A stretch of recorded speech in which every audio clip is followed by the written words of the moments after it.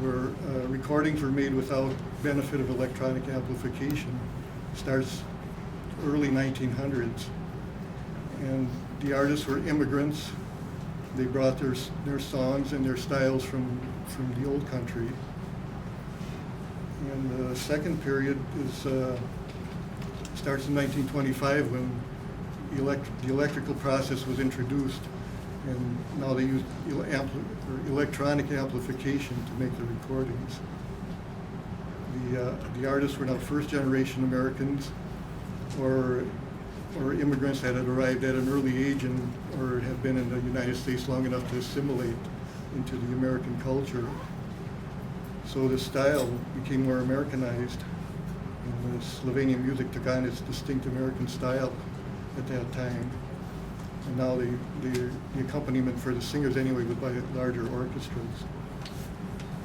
Now there were actually, that period I showed ending in 1942, but there were actually very few Slovenian records made between 1930 until 1946 for a number of reasons, which I'll talk about later. And then you get to the third period, which the post-war post-war period goes until 1958 when they quit making 78 RPM records. That was dominated by polka bands. Now I'm just going to cover the first two of those periods today. Plenty of material there. Okay, that's how they made recordings in the old days. So all the musicians there are gathered around that horn. Wow. And in the better recording studios anyway, they might have as many as 3 or sometimes even 4 of those horns. All the horns were connected through metal tubes to a sound box, which is actually a recording head. And inside the recording head, they had a mica diaphragm, which was attached to a stylus.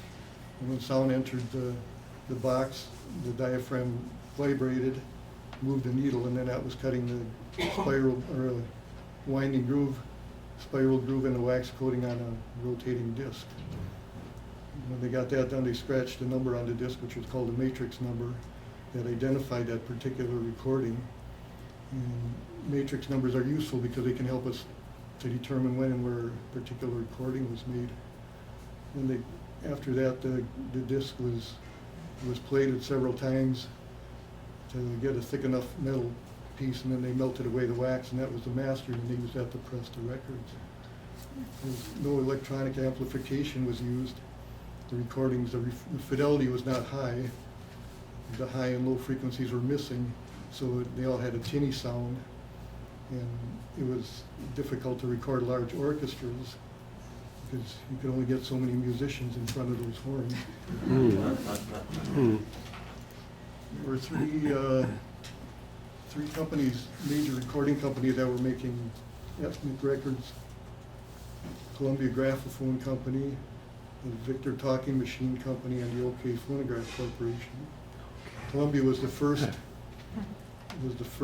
company to recognize that there was a market for ethnic recordings, and over the years, they produced the largest number of recordings, ethnic recordings. Victor also produced a lot, and Okeh produced fewer, and most of the ones that Okeh produced were recorded in Europe. And so, when were the earliest Slovenian recordings made? Well, we don't know exactly, but there were some cylinders that were recorded in Europe in the very early 1900s, possibly as early as 1898. And I don't know if if they were exported. It's not likely, and I don't even know if any are still in existence. The Ethnomusicology Center in Ljubljana is looking into those. In Europe, in the early 1900s, there were about 4 companies that were making recordings and that were producing Slovenian recordings. The favorite company was a German company. They made recordings. They took their equipment to different parts of Europe, Asia, and even made some trips to South America. And in April of 1910, a recording technician by the name of Wilhelm Winkel took his equipment to Ljubljana and recorded 53 or more cuts. And in April of 1911, he went back and made 13 more. He recorded a vocal quartet, a baritone soloist, some comic monologues that were made by an actor, and a country orchestra. Earlier, in 1906, in fact, a favorite record company had tried to enter the U.S. market with their ethnic recordings, but they weren't successful. So later, about 1915, Columbia made a deal with Favorite where they released some of the Favorite masters on their own label, on the Columbia label. So most of what we have from the Favorite recordings are still some around on the Columbia label. I'm not sure how this particular one made it to the United States. I got it in a group that somebody had sent me. This was probably the first artist to record Slovenian songs in the United States. It's Milka Schneidova. She recorded 4 songs on February 10th of 1913 for the Columbia label. She had immigrated from Croatia a few years earlier. Besides Slovenian, she also sang and recorded in Croatian, Romanian, Bulgarian, and Slovak languages. And she sang in the soprano, alto, and contralto voices.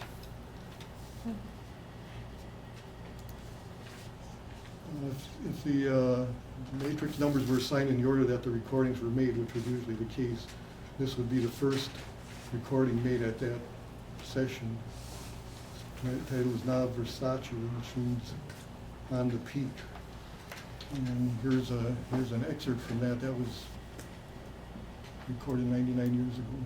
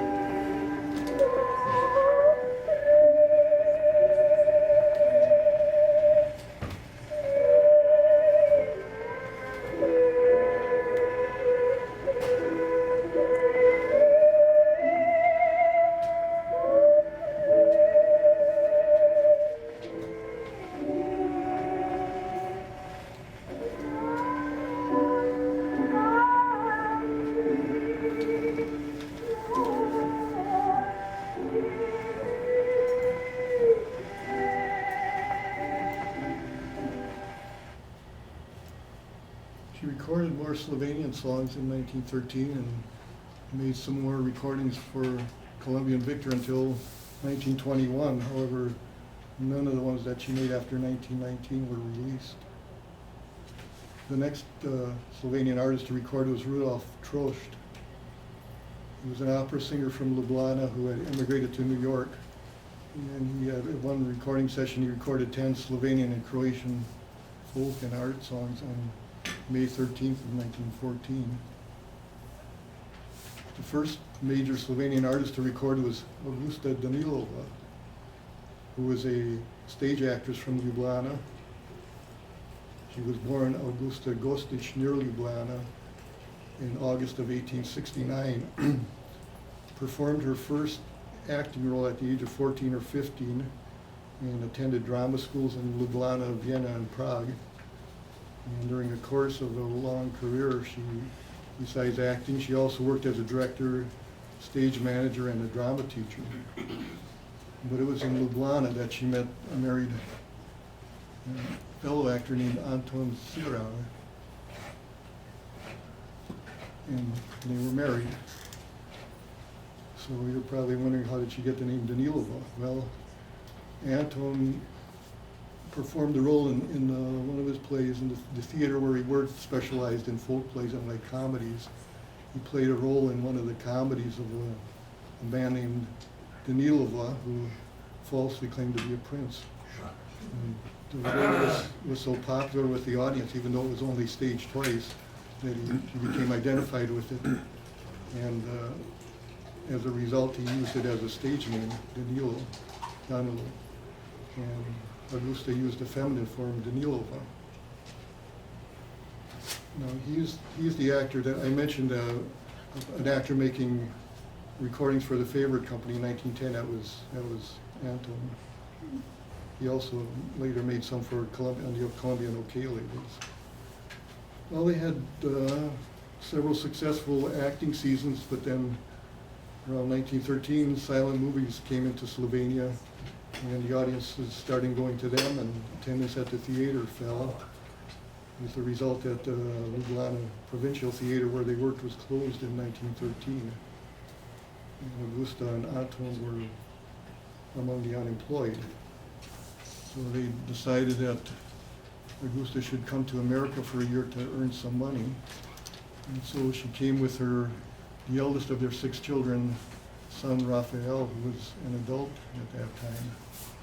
He settled in New York. And at first they had a hard time finding enough work to make ends meet. And then Raphael presently found employment at an insurance agency, or insurance company rather, and he changed his name to Ralph and remained in the U.S. Augusta found work as a fabric cutter for a garment company that was owned by the Goldschmidt company family.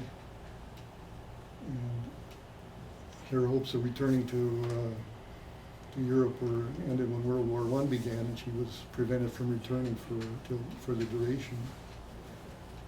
But when they found out that she was actually a famous actress from Slovenia, the women in the Goldschmidt family introduced her to some of the prominent New Yorkers, and between them and her and Slovenian acquaintances, she was starting to get some better offers.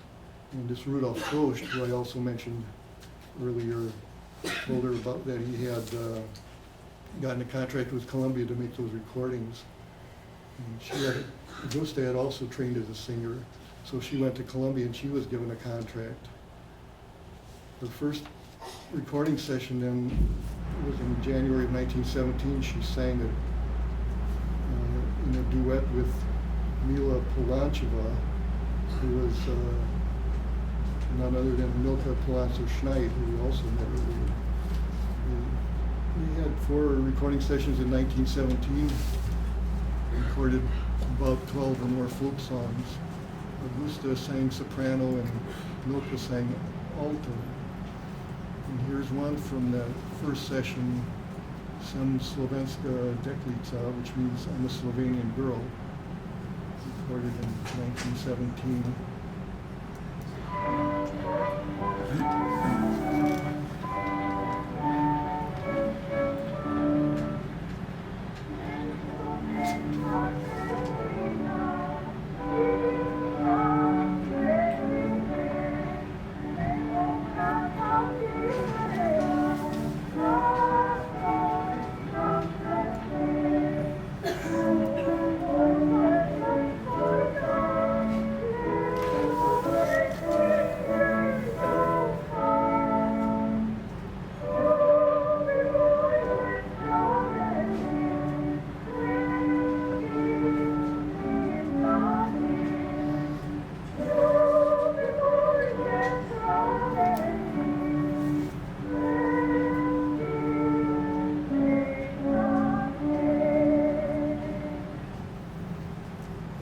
She also performed in some Slovenian stage plays in New York, and apparently appeared in at least one silent movie where she would have had a small part. Made several more recordings for the Colombian Victor, some solos, some in duets.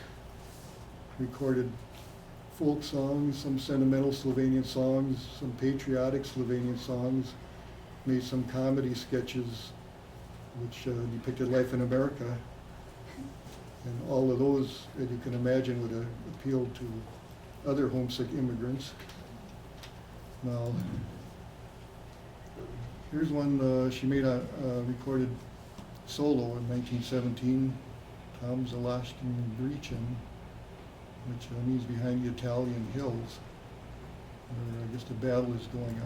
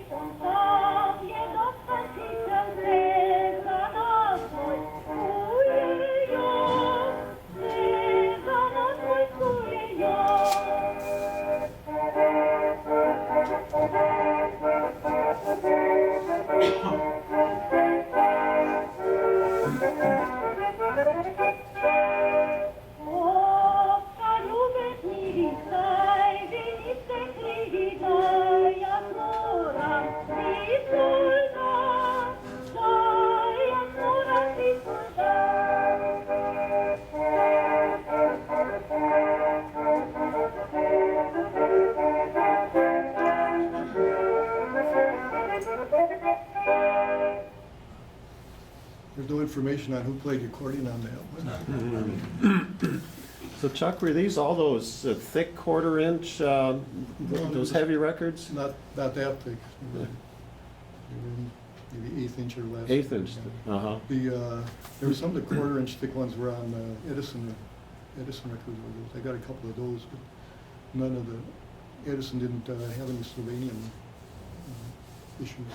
Chuck, is that E number, is that the number you're talking about, the matrix number? No, that's the, she finally returned to Slovenia in 1920, but 2 years later, 1922, she came back to the United States. This time she came to Cleveland. It was by an invitation where she directed plays for the Ivan Račič Dramatic Society. In 1924, she opened a drama school, which included a youth division. Now, the story is that she was offered a part in a movie. It was the first full-length talking motion picture, The Jazz Singer with Al Jolson, and said she was offered the part of his mother in the play, but she turned it down because she didn't feel she had enough time. She could spare the time that it would take to learn to pronounce the words correctly, English words correctly. Oh, boy. That was her first mistake. And all together, she recorded for the Colombian Victor labels about 56 cuts in all. The last session was on November 30th of 1924 in Cleveland for Victor. In 1926, she returned to Europe, where she remained for the rest of her life. She did appear in two movies that were made in Slovenia, one in 1948 and one in 1951. And she died in 1958 at the age of 89. In 1925, Western Electric introduced the electric process. So now, instead of those horns, and they could use microphones and electronic amplification, and instead of the box with a microdiaphragm, they used electromagnetic recording heads. So the fidelity of the recordings was greatly improved.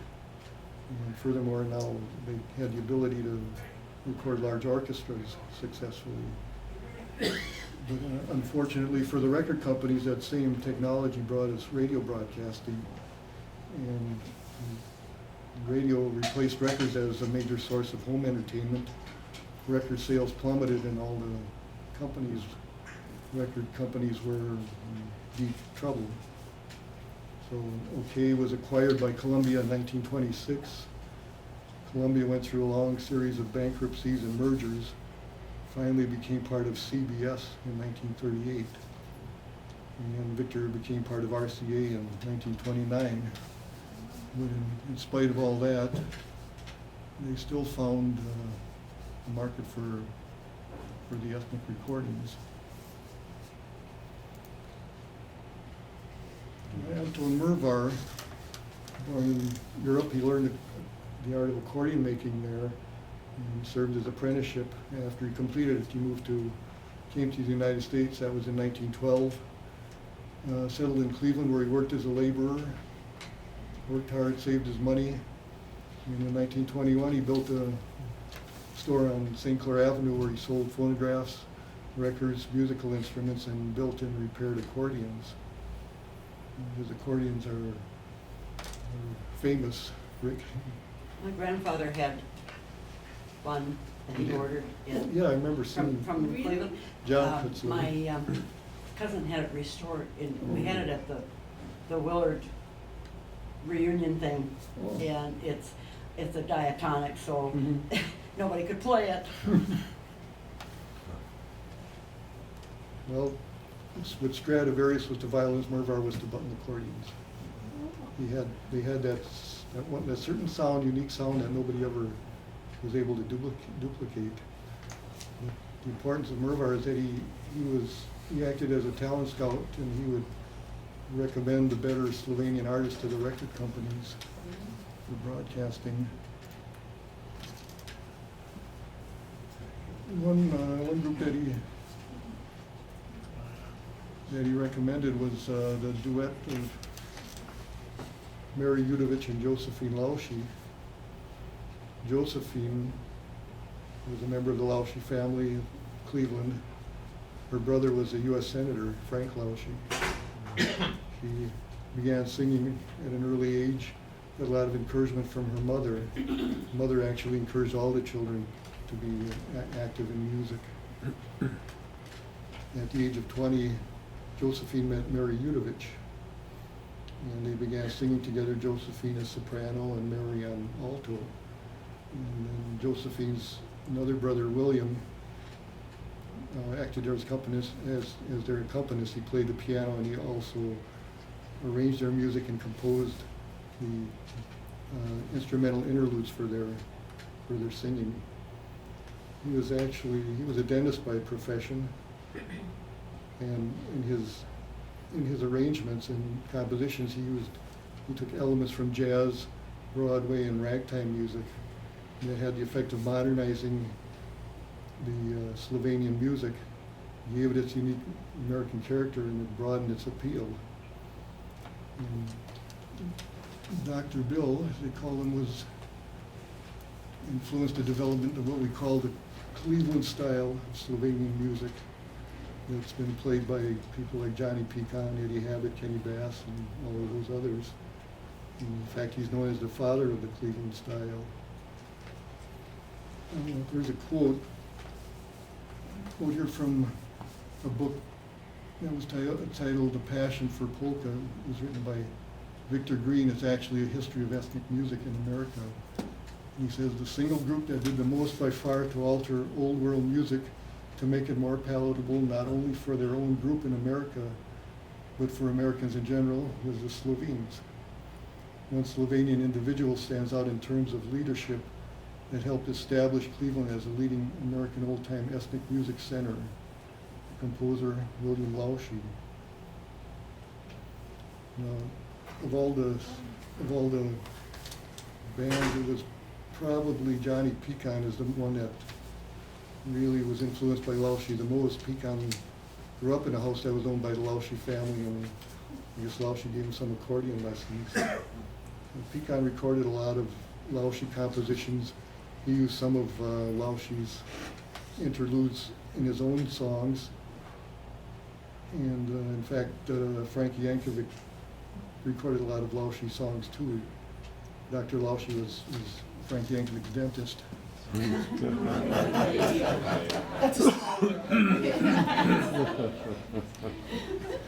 know he said he'd be filling his tooth or something, and Dr. Lausche would be humming some song that Yankovic never heard before, and Yankovic would ask him what that was.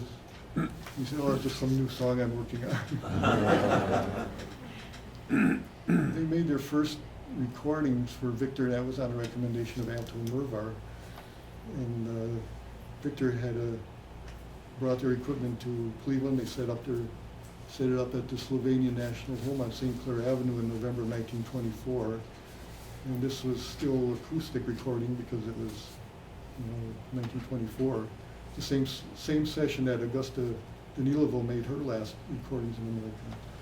At that session, they made 4 recordings, they recorded 4 songs accompanied by William on the piano.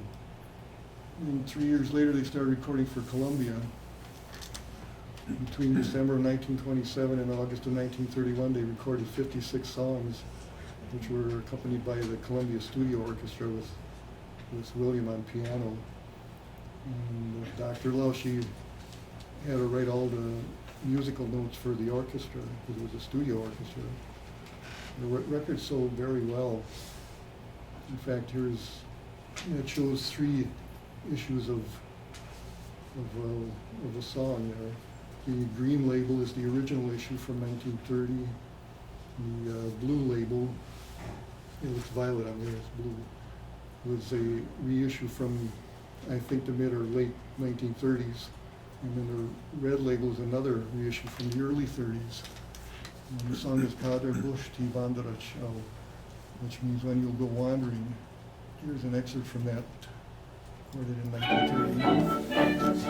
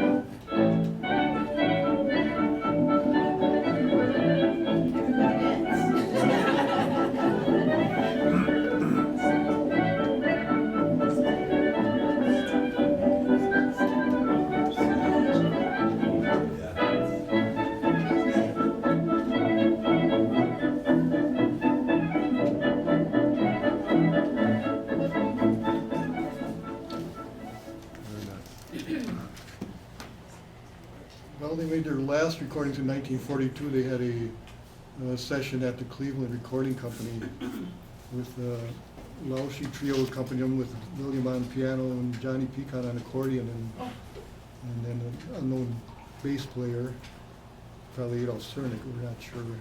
They recorded three songs at the session. 2 of them had vocals, but they weren't released until 1948 on the Continental label. Jack, excuse me, is the Dr. Udovich that's up in Ely, is he any relation with this Mary Udovich? Is that? I don't know, she was never married, so no descendants. I think, I'm not sure, I think she was an immigrant, but I'm not sure of that.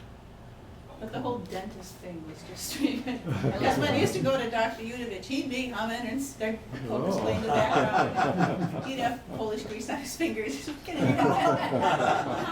waiting for your Novocaine to work, and he'd have a glass of wine.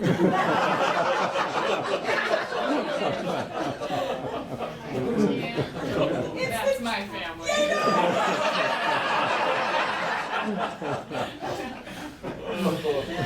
That was an anesthetic.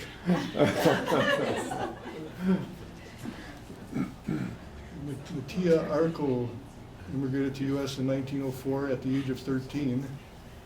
Like Mervar, he had also studied accordion making in Europe, but he played the accordion too. He played at his family's tavern in Cleveland, and one of the patrons was a musician, heard him play, and decided that he had great talent, so he taught him some songs. And Mattia took and embellished them and played them in his own style. Later he formed a trio with 2 of his brothers, or probably half-brothers, Frank and Ed Samochich. And they used the name Hoyer Trio. That was Mattia's Slovenian house name. So he became Matt Hoyer, and then the brothers shortened their name to Sims. So Matt played the diatonic and half chromatic accordions, and Frank played banjo, and Eddie Sims played the guitar and chromatic accordion. They played throughout the Midwest, went from town to town in their Model T, and they got to be pretty popular. Matt was affiliated with Anton Murvar and got involved with making Murvar accordions. So Murvar recommended the trio to Victor for recording. And they made their first recordings for Victor in November of 1924, that same session. They were the first Slovenian polka band to record. Let's see.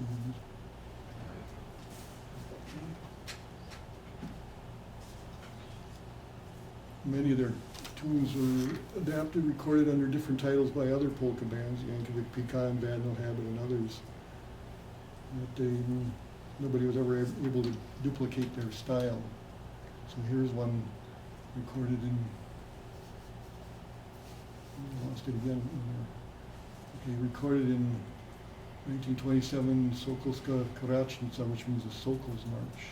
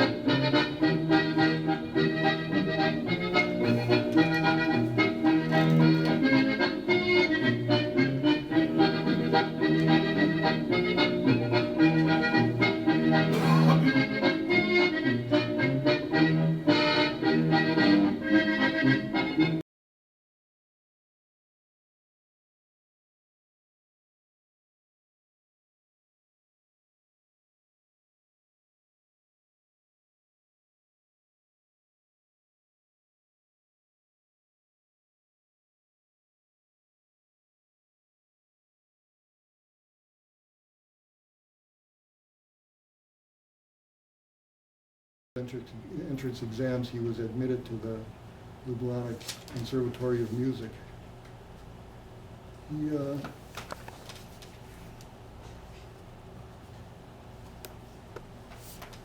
at the age of 24, he started singing for the Slovenian Opera, and he did that for 4 years.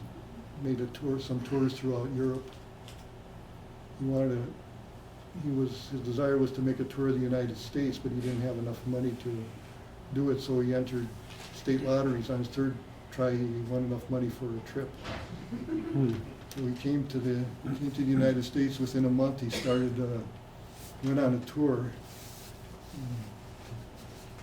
There we go. He made a tour of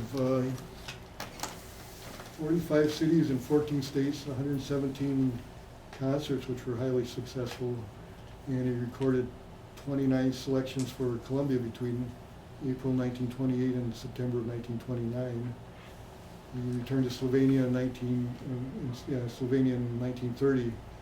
No, he went back to Slovenia in 1929, came back to America in 1930, and then he stayed in America.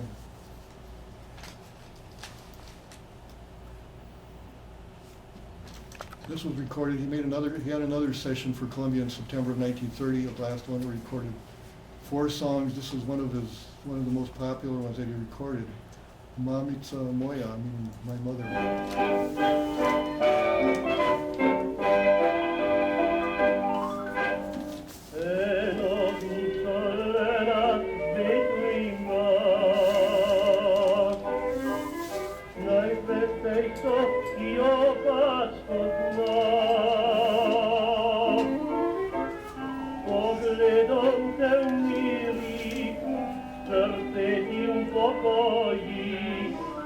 Jezusa je potvrda vi.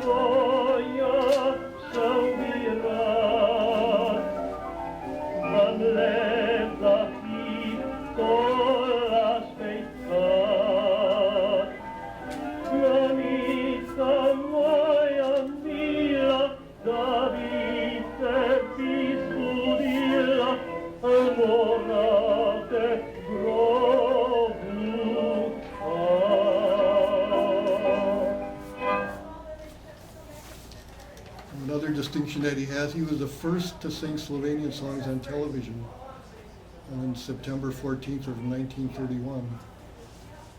He sang with the Metropolitan Opera from 1931 to 1945. At the same time, he sang on his own, and he taught and directed numerous choruses. Later, he worked as a talent scout for Carnegie Hall.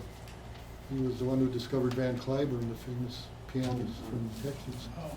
And he directed the International Ballet in New York, was a music director of many other Slovenian and singing societies of other nationalities. Director of Glasbena Matica, the Glasbena Matica Chorus of Cleveland, until March of 1965 when he retired. And he died in June of 1965. So entire life devoted to music.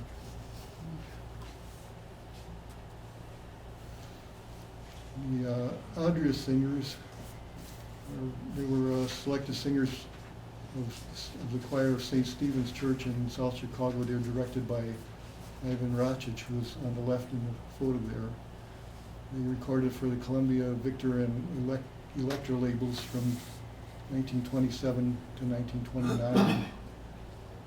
Many of their recordings were skits, comic skits and reenactments. Some were religious, some comic, some had sentimental themes, and their skits usually included singing besides dialogue.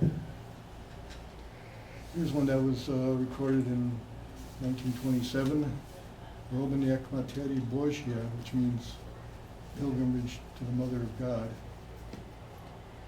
Now, the first voice you'll hear on there is Father Adilo, who was a priest.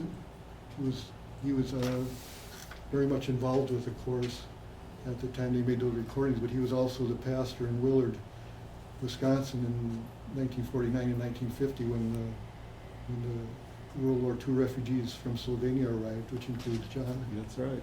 He helped bring us over. Yeah. Yeah.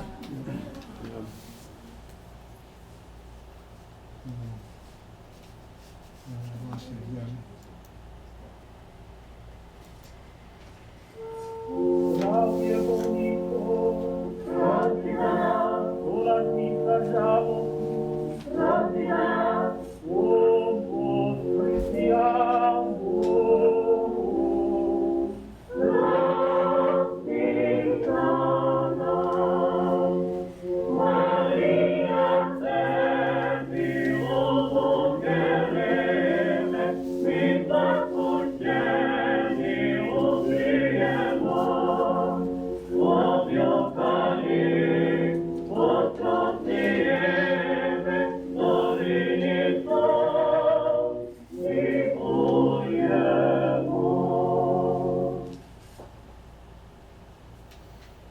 Another group at the time was the Jadran Male Quartet, which was composed of 3 Croatians and 1 Slovenian. They did folk songs, comic sketches, and reenactments in Slovenian and Croatian.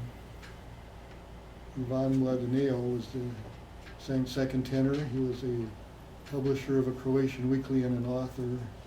Rainer Hlacha sang bass. He was director of the Yugoslav Information Bureau and vice chairman of the Americans of Yugoslav Lineage Executive Committee.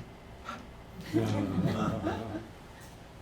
Emilio Blažević, who was shown in the photo there, he was sang baritone, music teacher, He sang and recorded in various Slavic languages as a soloist and in a duet as with other singers. When he sang in Slovenian, he sang under the name of Franjo Potočnik. And then the fourth member was Josip Batistic, who sang first tenor. And he also recorded a large number of songs in Croatian and a few in Italian. He recorded for Columbia and Victor labels between 1924 and 1929. This one is called Nova Stara Pesem. It's a new old song, and what they've done there is taken an old Slovenian folk song, Al me boš kaj rada mela, and they changed the lyrics to kind of fit the times. What happened before this excerpt was, I think the husband discovers that his wife has been selling bootleg liquor because he's not making enough money. What I've been able to get out of it. I don't understand spoken Slovenian very well. Anyway, in the original of that song, the guy asks his girlfriend if she'll still want him when he goes into the military, and she replies that she would, but her father won't allow her because the guy's house is too small. So he admits that his house might be small, but he's a good-looking guy, and she'll be crying for him in a month or two. And she said, no, she'll find somebody else who's got a lot of stuff in a two-story house. So in the updated version, he asks if she'll want him, although if he's got all this second-hand stuff in an old car. And she says she won't because he doesn't have a steady job or a house and doesn't even own a lot. And he admits that his pay's not very big, but she'll be crying for him in a month or two, and then she says she'll find somebody with a house and a Cadillac.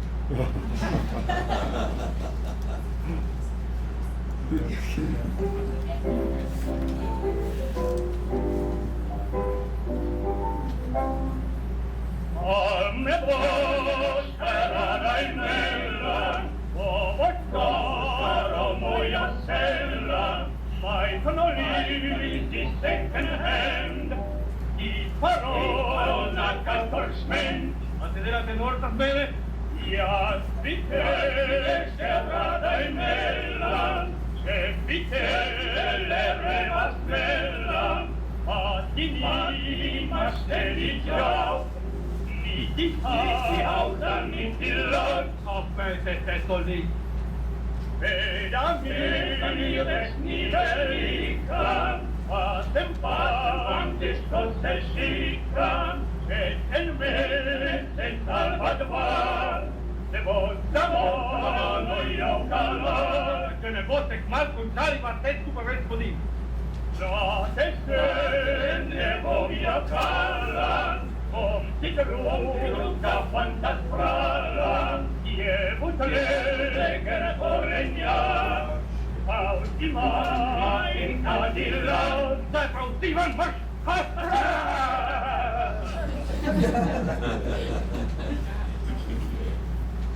The H-Man brothers were from Joliet, Illinois. They had a polka band. Rudy in the center there, his first accordion was a diatonic button box. When he was still a young guy, he wanted one very badly. So he collected some rent money that was due to his parents and went with the intention of buying one, but his parents found out about it, confronted him with that information. He threatened to throw himself in the river if he didn't get the accordion. So they relented. He got the accordion, but then later on he paid off the mortgage on their house, so he repaid him for that.